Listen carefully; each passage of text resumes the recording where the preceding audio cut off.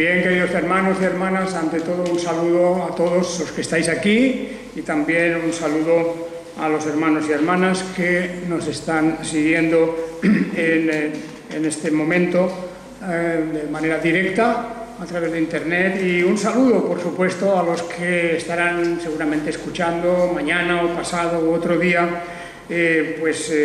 por los mismos programas que están en las redes colgados y que pueden ver más adelante.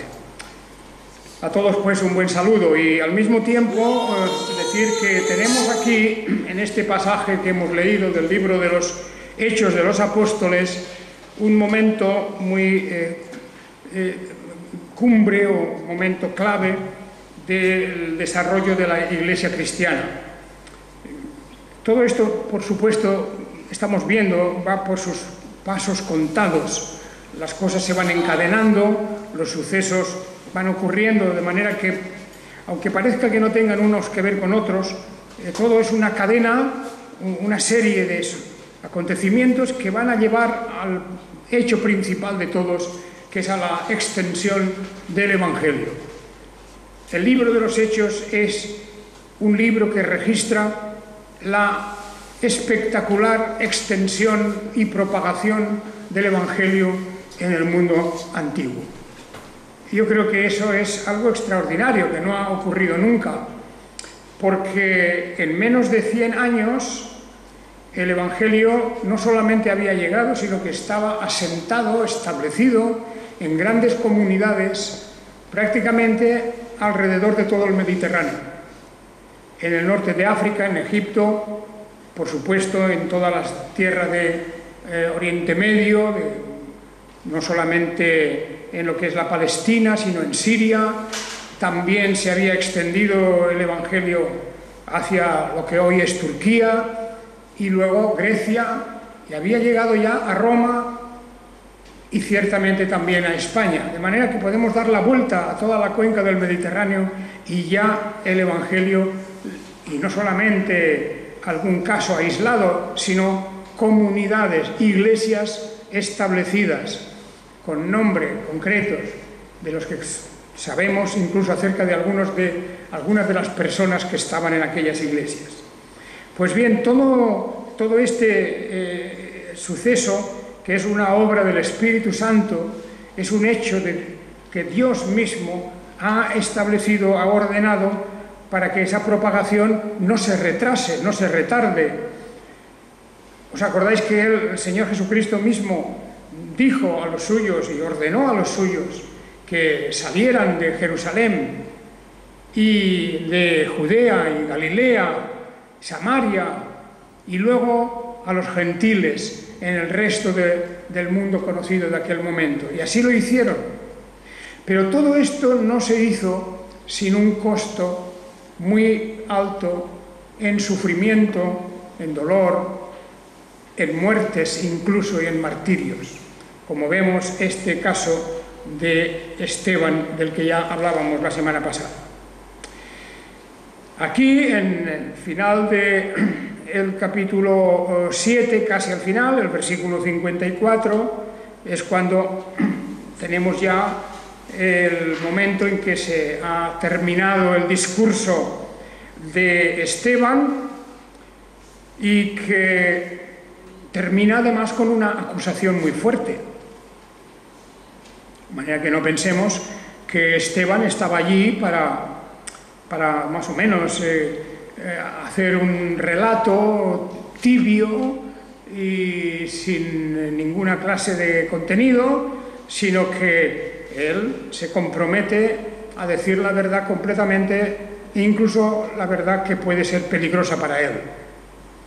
Porque la verdad es que esta generación que vemos aquí representada en el Sanedrín, los altos cargos del judaísmo de aquel momento, ellos eran responsables directos de la muerte de nuestro propio Señor Jesucristo.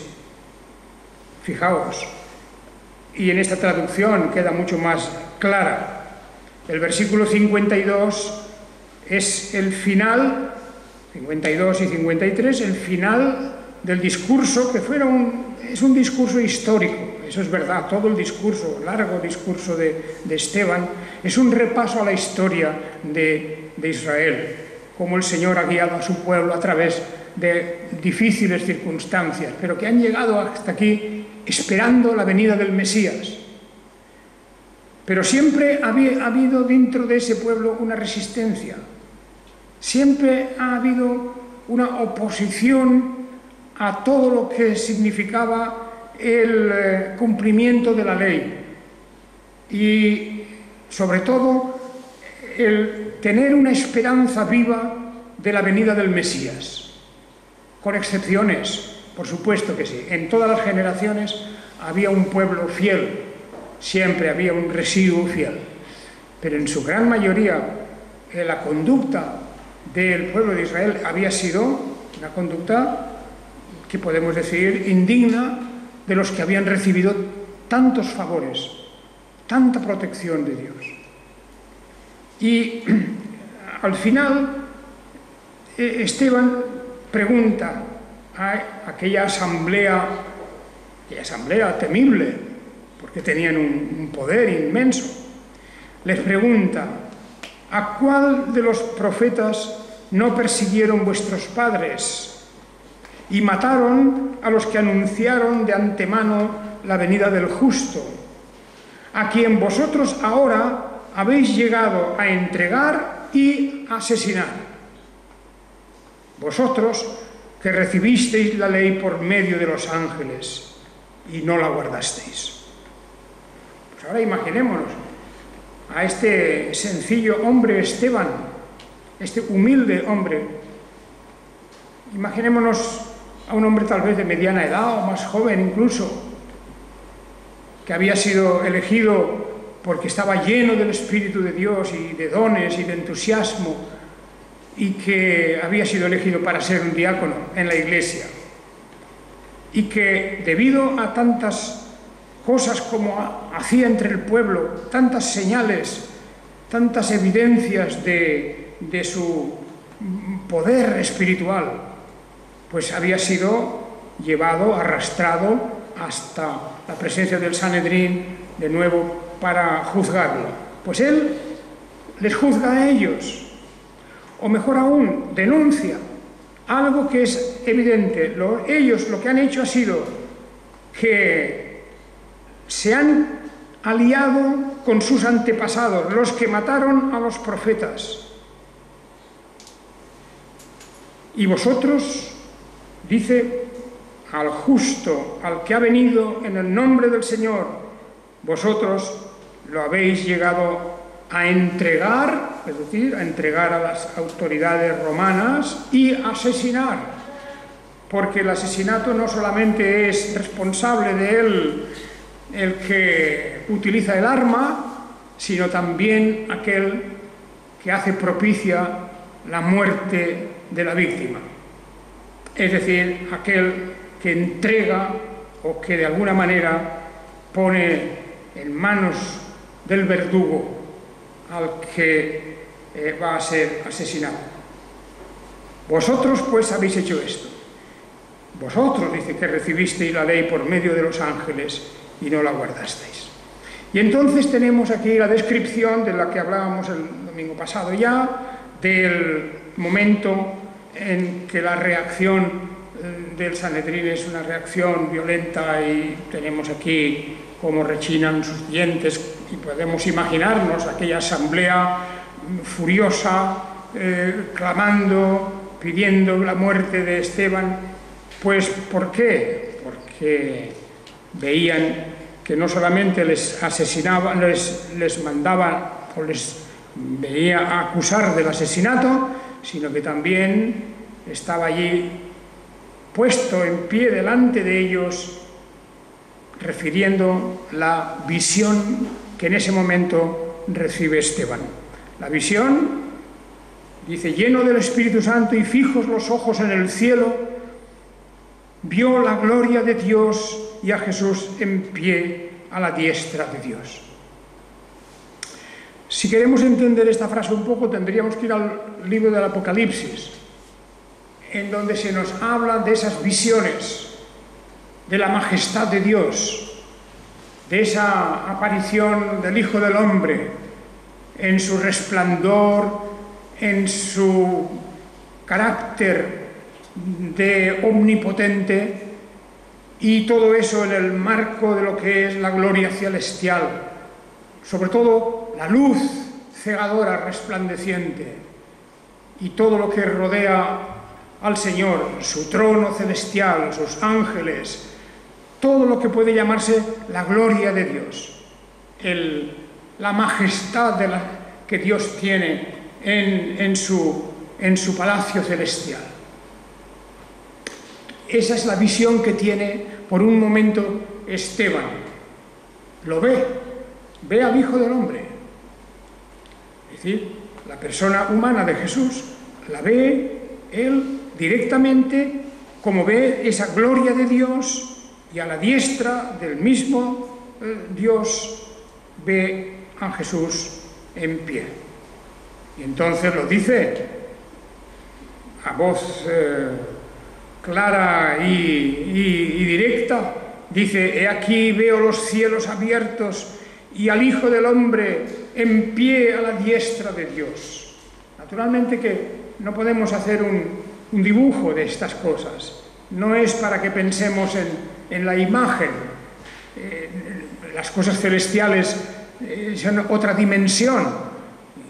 Cuando dice así que vio a Dios, o que vio a Jesús a la diestra de Dios, o quiere decir que de alguna manera veía la divinidad también, pues eso, digo, no intentemos nunca figurarnos nosotros desde aquí, desde este mundo, desde el suelo en que estamos, lo que puede ser aquello, porque el mismo libro Apocalipsis nos hace ver cosas maravillosas, extraordinarias, en cuanto a la divinidad, al reino de los cielos, y todo eso lo describe con palabras humanas, con ejemplos, con símiles, con una serie de comparaciones, pero la realidad no la podemos ver nosotros, no la podemos ver. Ahora, tan grandiosa debía de ser que Esteban estaba bien lejos de tener ningún miedo ni temor,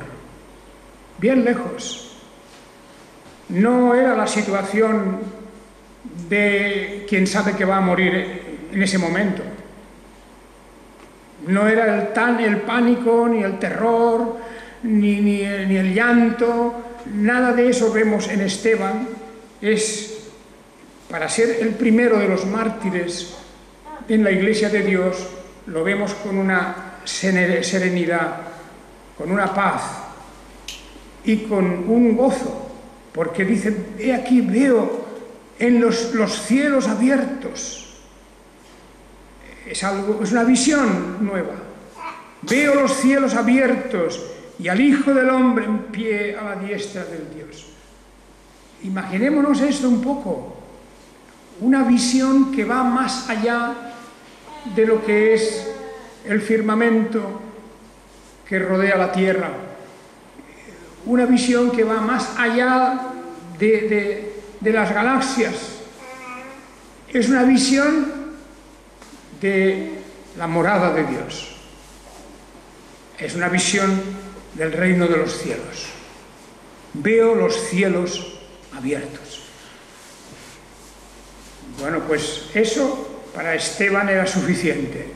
No tenía en absoluto el temor de un reo que va a ser ajusticiado.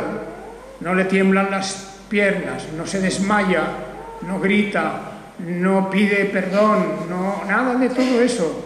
Está allí absorto en la contemplación del reino de los cielos abiertos delante de él, con su mirada penetrando hasta el infinito, viendo esa cosa maravillosa que es la presencia de Dios.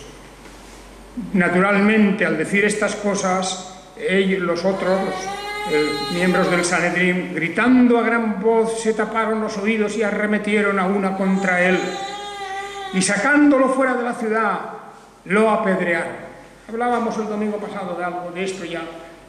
Pero yo quiero insistir en lo que significa el martirio, en este primer martirio, al cual siguieron luego incontables martirios, incontables, en Judea, en la misma Jerusalén, en Judea, y luego se fue extendiendo por todo el mundo conocido hasta que, bueno, los mismos romanos en poco tiempo iban a tomar el relevo para continuar la persecución y la muerte de cristianos. No hay nada tan claro en cuanto a la fe de una persona que está dispuesta a dejarse matar por esto. Yo sé que hay otras personas que por otras ideas también se han dejado matar, eso es verdad. Eso es evidente, que por otro tipo de ideas y por otras causas diferentes a la causa cristiana, pues han sido también víctimas de martirios, de torturas, de muertes, en definitiva. Pero la diferencia es palmaria, es una diferencia muy clara.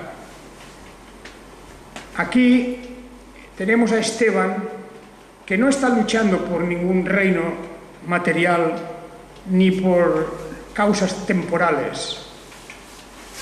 Incluso, podría decir, por causas tangibles, que se puedan ver los resultados. No está aquí, no tenemos un mártir pues por establecer un nuevo orden mundial. No es uno de esos guerrilleros que se pueden capturar de vez en cuando, que están luchando para cambiar el régimen de un sitio, de un país, etcétera, que es una de las causas por las que vienen siempre las guerras entre los países, etcétera, todas. Es decir, las luchas por las cosas de este mundo. No, Esteban no estaba luchando por nada de todo eso. O sea, no tenía él personalmente ningún interés, ni para él, ni para los suyos, ni para nadie, de que cambiaran las cosas allí en el país y sustituir todo por otro régimen. Por ejemplo, él no era de los que habían luchado para expulsar a los romanos. No era esa su causa, ni ninguna otra de este mundo. El martirio de los cristianos tiene que ver, en primer lugar, con una fidelidad y una constancia en el servicio al Señor Jesucristo, por la fe en Jesucristo. Por decir, yo soy un seguidor, un discípulo de Jesucristo. Solamente por este hecho, sin más, no iba seguido de ninguna acción. Desde luego no era una cosa subversiva, no había ahí violencia ni nada, solamente por decir yo soy un creyente en Jesucristo, soy un servidor de Jesucristo. Por eso morían aquellos primeros cristianos. Primero aquí, en Jerusalén, luego se va extendiendo, como digo, la persecución y finalmente, desde luego, la tomarán en sus manos los emperadores romanos y va a ser una tragedia, porque los miles y miles de mártires cristianos realmente son un gran ejemplo para nosotros, y no solamente los del primer siglo y segundo y tercer siglo, sino los muchos que han habido luego en otros lugares.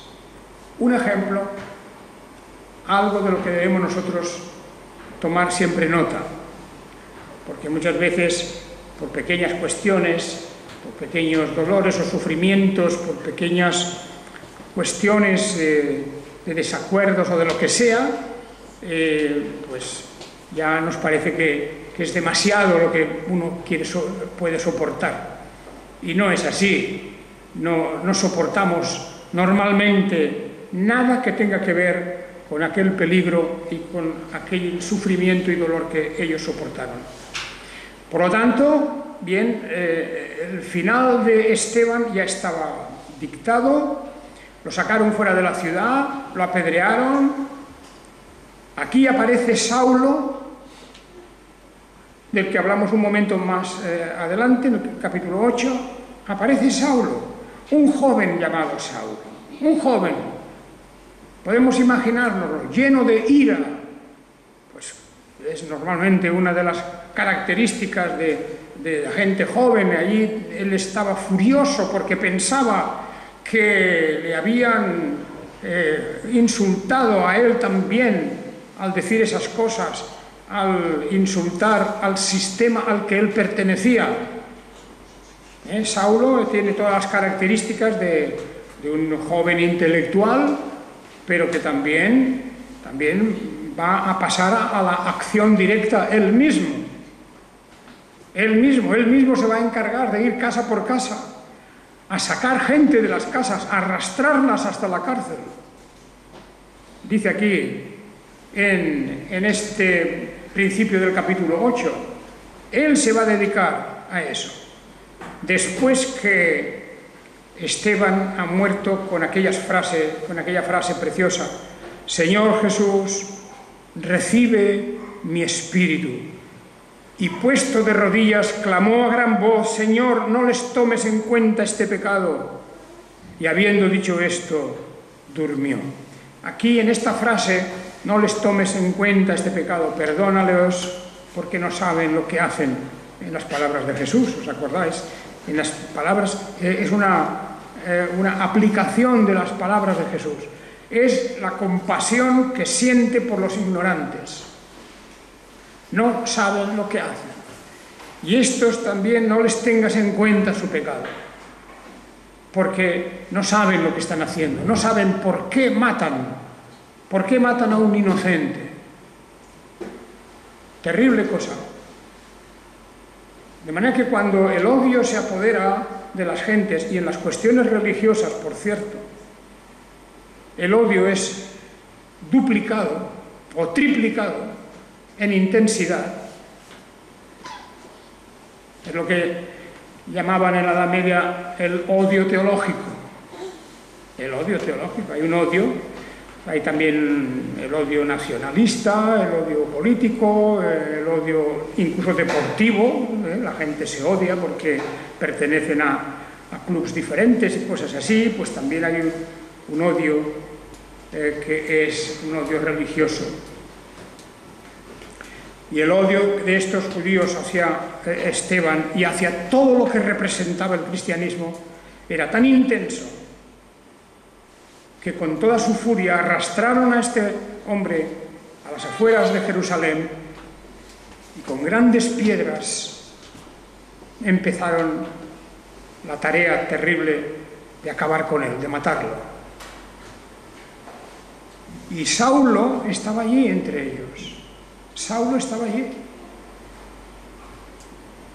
Es más, él consentía, nos dice luego en el siguiente capítulo 8, al principio, nos dice que Saulo consintió en su asesinato.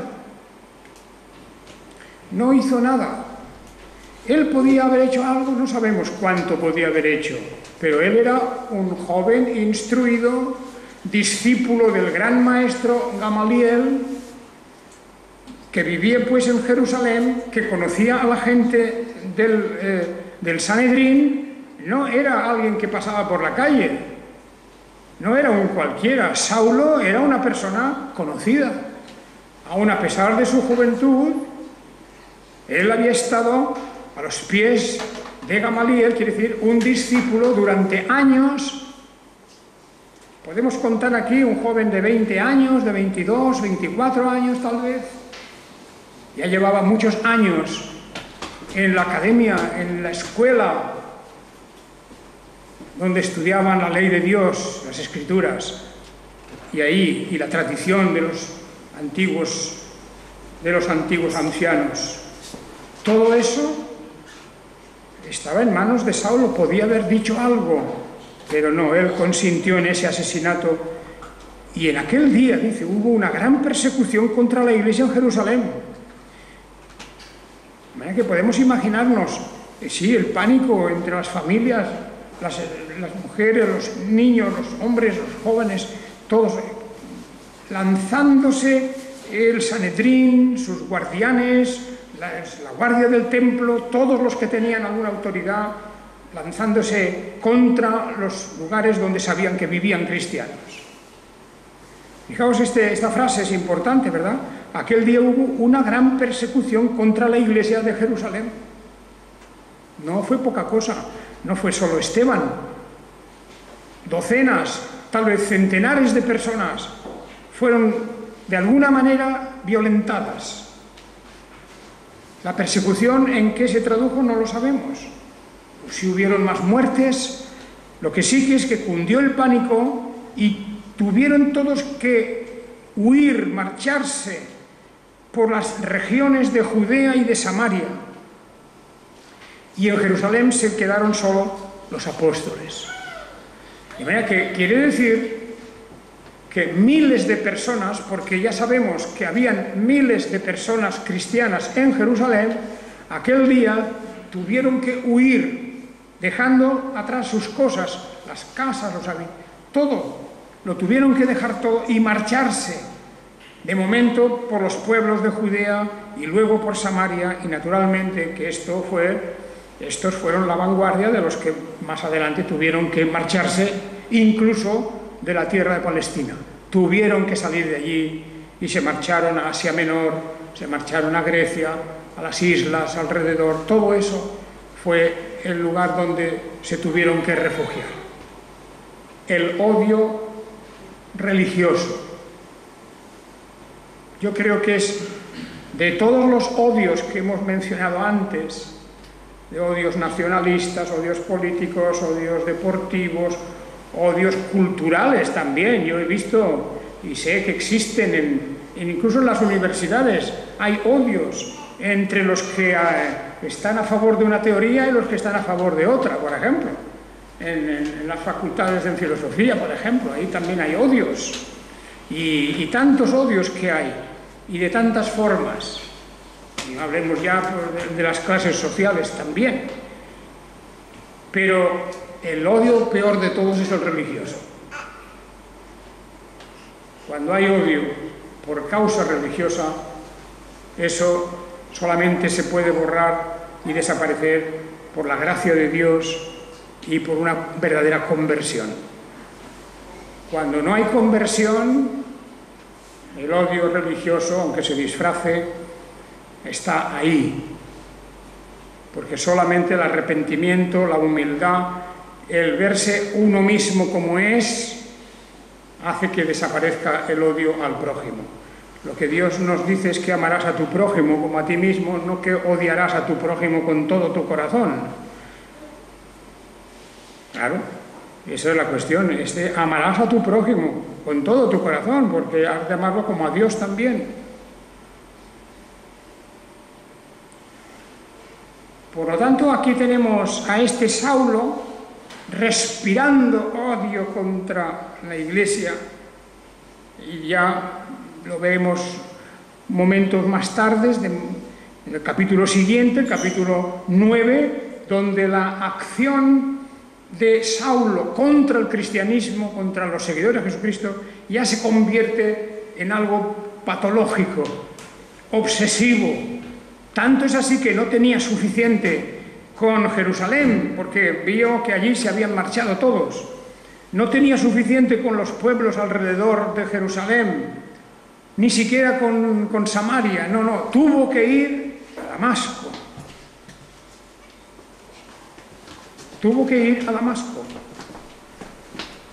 Porque se enteró que, claro, en Damasco habían también allí cristianos que se habían refugiado. Se habían refugiado en Damasco. En Damasco habían comunidades judías, además, y sinagogas. Y por eso el capítulo 9 nos dice que pidió cartas de presentación para ir a los representantes de las sinagogas judías y preguntar allí: ¿aquí han venido judíos mesiánicos, cristianos? ¿Han venido judíos que creen en Jesús el Mesías? ¿Sabéis dónde viven? Allí estaba, ese era el propósito de ir a Damasco. Bueno, se había convertido en una especie de un agente de la Gestapo. era la obsesión suya de destruir a aquella gente. Fijaos qué curioso, ¿verdad?, que de entre los mismos judíos surge este afán destructivo contra los de su misma nación, solo por el hecho de que creen que Jesús era el Mesías, el Redentor, el Salvador.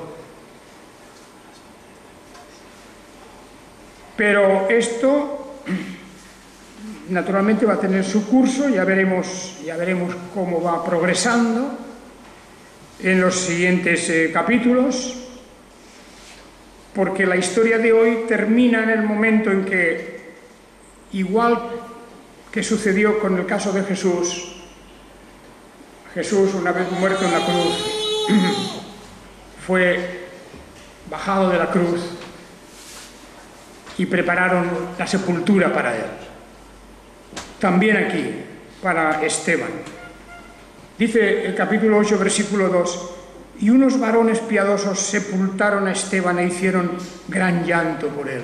Naturalmente también eran de aquellos cristianos o judíos que estaban ya muy cerca de una conversión plena al cristianismo. Estos varones que habían quedado, pues hicieron este acto de piedad, de sepultarlos, lloraron por él, y mientras eso, Saulo estaba andando por las calles de Jerusalén, recorriéndolas, buscando más gente cristiana para llevarlas a las cárceles. Bien, hermanos, como digo, es conveniente de vez en cuando recordar estas cosas, porque yo estoy seguro que en una situación así, muchos de los que hoy se llaman cristianos se esconderían y desaparecerían de la superficie de la tierra. Porque una cosa es hoy ser cristiano, en fin, con todas las cosas que en las iglesias y todas esas cosas que hay, y otra cosa es esto. Otra cosa es esto. Yo sé que muchos resistirían, como hay hermanos nuestros hoy en varios países de la tierra, como ya os he dicho continuamente, que también están soportando estas persecuciones. Ya no de parte de los judíos, pero de otros que odian aún más al cristianismo. Y ha muerto mucha gente por el hecho simple de ser cristianos, simplemente porque estaban en una iglesia dando culto a Dios y por la ventana vuela una bomba y mata 10 o 20 de los que están allí. Es una cosa para reflexionar, para contrastar cómo nosotros convertimos a veces en grandes problemas, pequeñas cosas y minúsculas cosas. Nos parece que es algo espantoso, ¿verdad? O que por causa de la fe tenemos que soportar esto y lo otro, cuando en realidad no sabemos ni aún siquiera, ni de lejos, lo que es verdaderamente sufrir por la causa del Evangelio.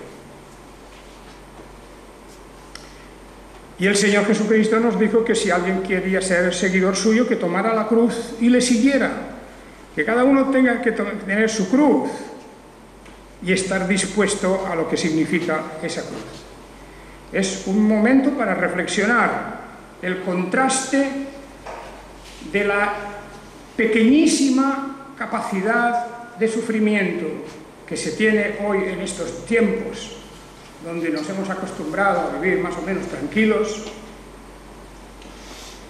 cuando la comparamos con una cosa tan seria como estar allí delante de un tribunal lleno de odio, ser condenado a muerte, arrastrado, apedreado, y podemos imaginarnos lo que cada golpe de aquellas piedras enormes que le tiraban encima significaba, sus huesos, sus órganos, todo aplastados por aquella lluvia de piedras. Bueno, pues ahí tenemos, es el primer mártir, o sea, el primer testigo, porque esto es lo que hizo él dio testimonio. ser testigo le lleva a una muerte como la de él. Tomemos nota, ejemplo de este gran hombre de Dios que fue Esteban.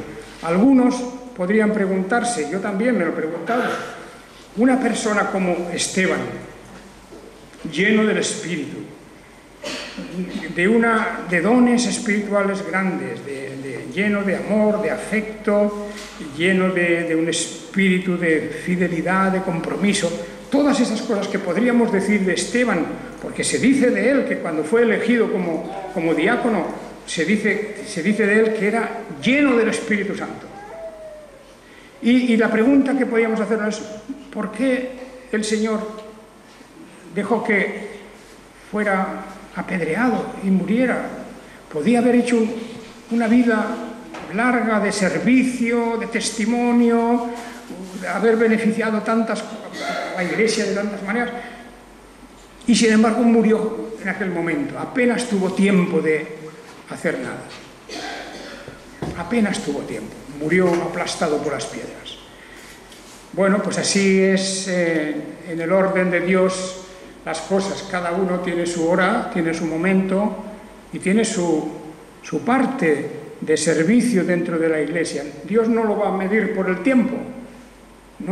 Dios no va a medir la fidelidad de Esteban por cuántas cosas ha hecho, sino porque fue fiel, porque dio testimonio y arriesgó su vida. Y eso es una gran lección para todos nosotros. Que el Señor nos bendiga. Amén.